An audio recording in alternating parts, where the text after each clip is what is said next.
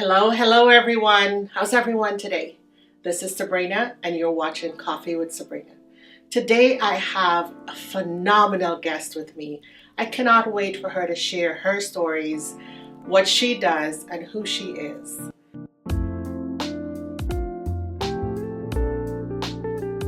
Rekesha, thank you so much for being on the show today.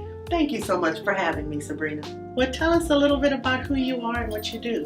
I am Rekesha Pittman, and I have helped over 1,000 authors publish worldwide.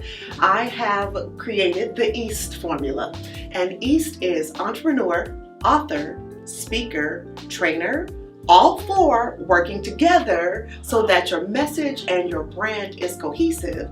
No more side hustles, we do second salaries. Right, nice. I love that.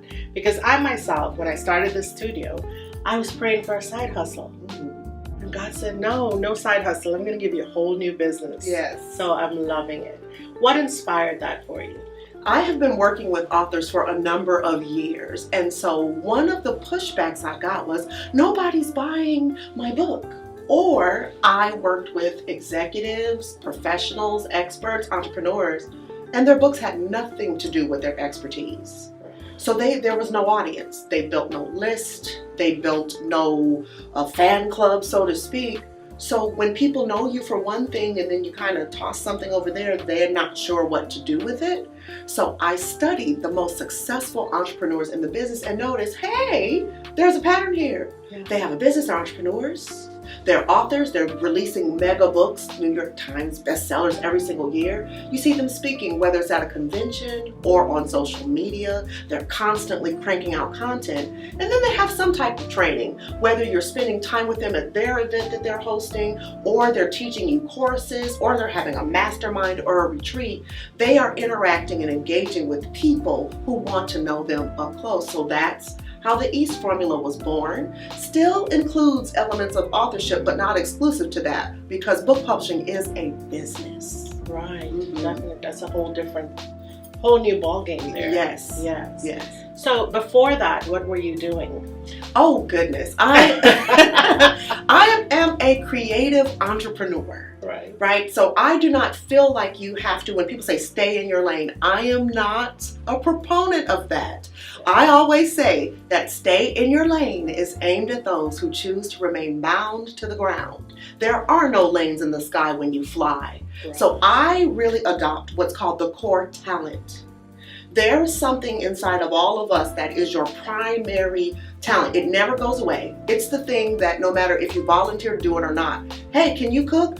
Your cakes are awesome. I want that cake. Oh my gosh, you make the best. So it's that thing that you never ever can run away from. My core talent is teaching and training. So every single business I've had, I've noticed it's a teaching and training business. I've had a dance company.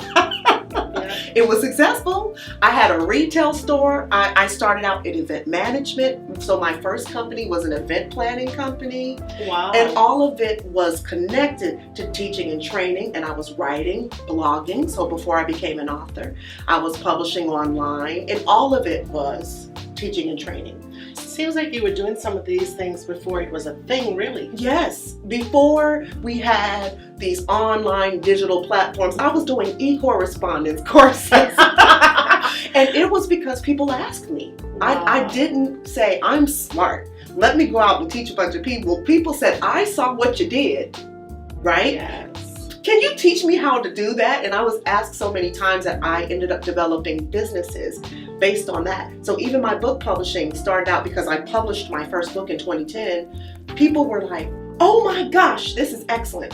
Can you show me how to do this? So I did a 7-week book publishing course and it turned into, how many years later? 14 years later. Wow. I'm still teaching publishing, but in an elevated way.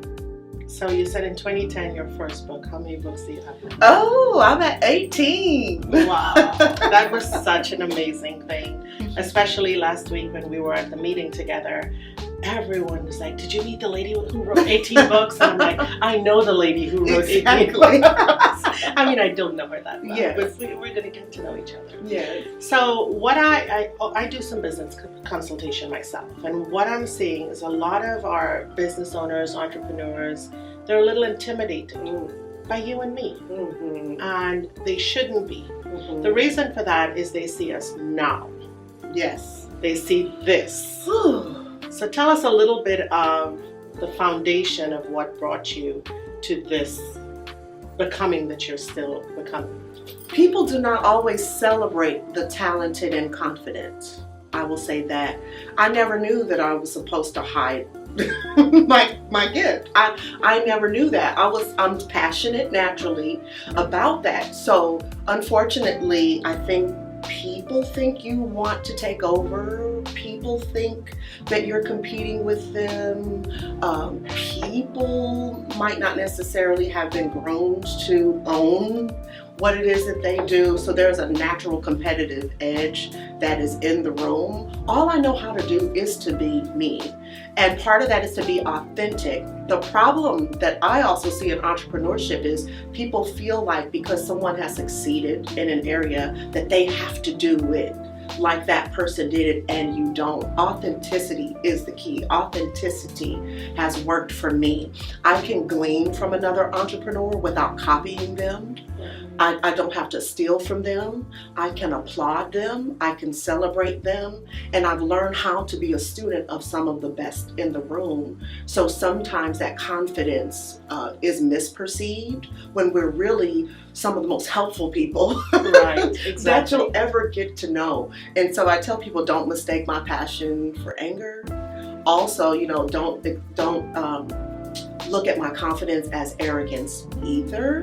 It's just I've learned how to live in what makes me me, and I've embraced the design of who I am as an entrepreneur. And that's why a lot of people do get in business and they fail because they try to replicate someone else's pattern instead of what's my core talent. And from that core talent, let me develop a business model that I can do without burning out, running away, and walking out. So I love that you said that because I used to train farmers insurance agents. And I had one came to my office and spent a day, mirror my staff, see what we do, how we run our daily business. And in the evening, when we're concluding, his last question to me was, Sabrina, how did you do it? Because I too had mentors. I too sat with different agents and went to their offices and wanted to see how they ran their business in a day-to-day basis. He said, I've already sat with five agents, and all 5 of you do it differently. Mm-hmm. What do I do? Like, who do I listen to? And I looked at him and I said, all of us. Yes. You take bits and pieces of each one of what we're doing and make it your own. Yes. Because if you follow me exactly or you follow the other person exactly, it may not turn out the way it turned out for me. Mm-hmm. Because you have to be authentic.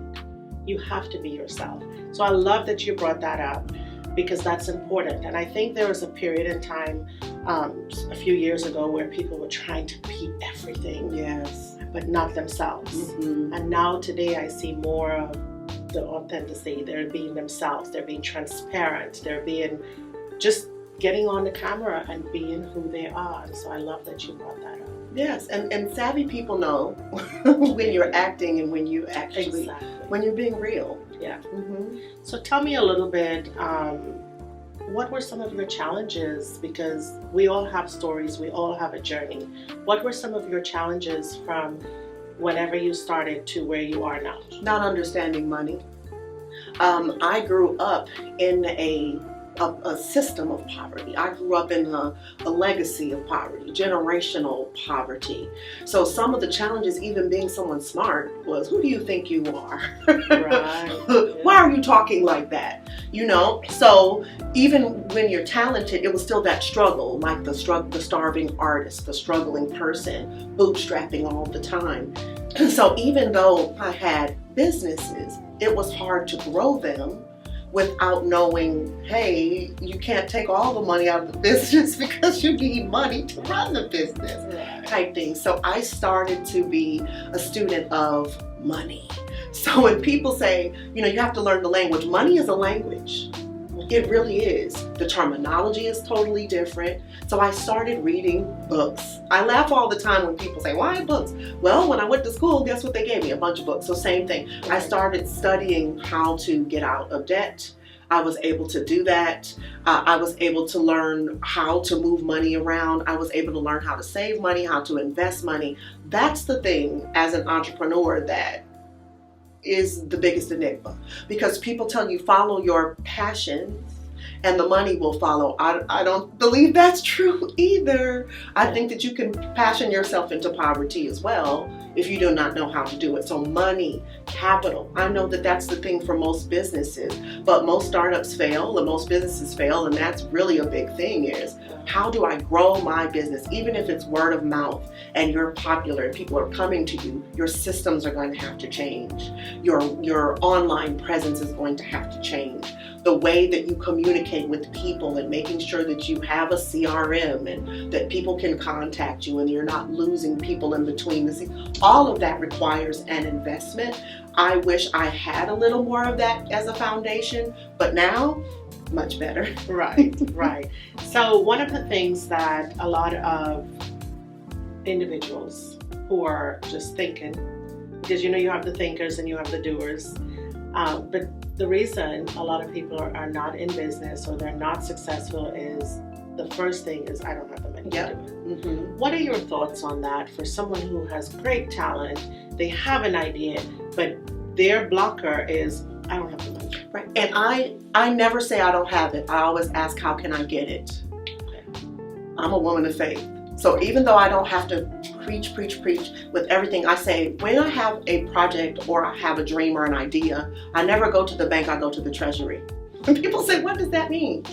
There's something inside of me. Now, it doesn't mean that you can't get loans. It doesn't mean that that's not available, but you have to be at a certain point to even qualify for that, right? So I go inside to the talent that I have and say, what is it that I have that I can capitalize on to generate some income to at least start it? So when we're saying start it, I mean do the basics like form an LLC or whatever business model works best for you. Get some consulting, get some coaching, get some training, learn what you need to do, how to open your bank account, at least get the basics in place if you know how to get payment processors. So that's the first thing is, even if your business idea is a few years out, if you lay that foundation first, set yourself up to receive the money.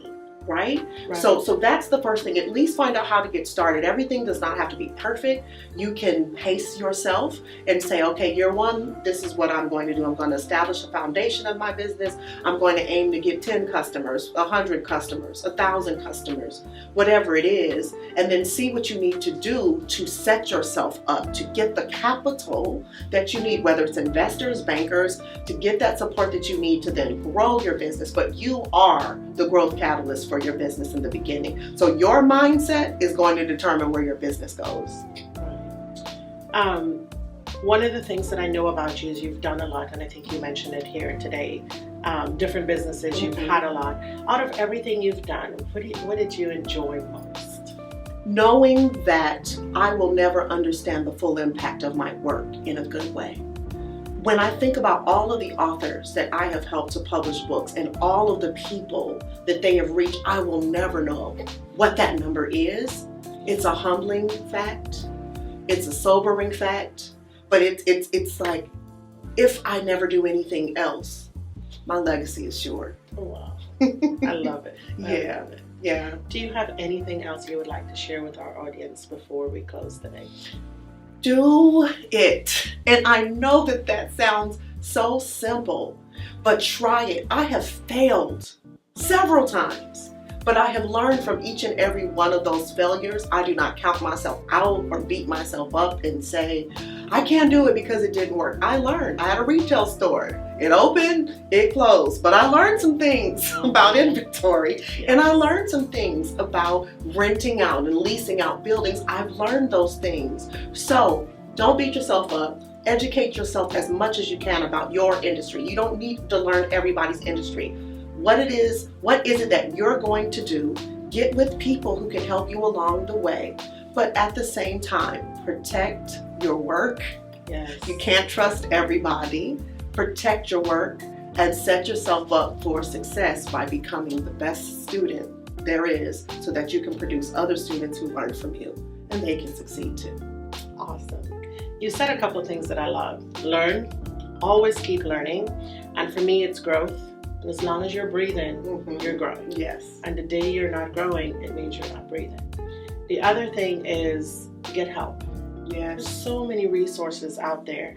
And even for me, 10, 12 years ago, I didn't know how to ask. So today, my gift and my talent is giving back. My purpose is giving back and educating and helping these young entrepreneurs or business owners or people who just have this thought, but they're so talented and they don't know where to take it.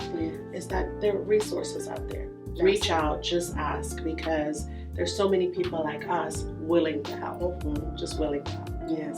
So it's been a pleasure having you today.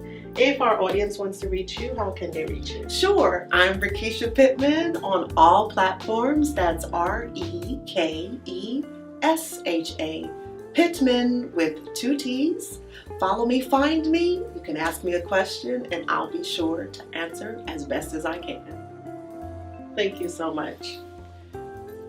Well, guys, this is Sabrina Hussein again, and we are here at the Brasilia studio. As you know, this studio started back in December, and we are here with Coffee with Sabrina. Coffee with Sabrina is slowly turning into a podcast. It was just a business advertisement when we started 3 years ago. So we are getting the feel for the podcast. Until next time, thank you.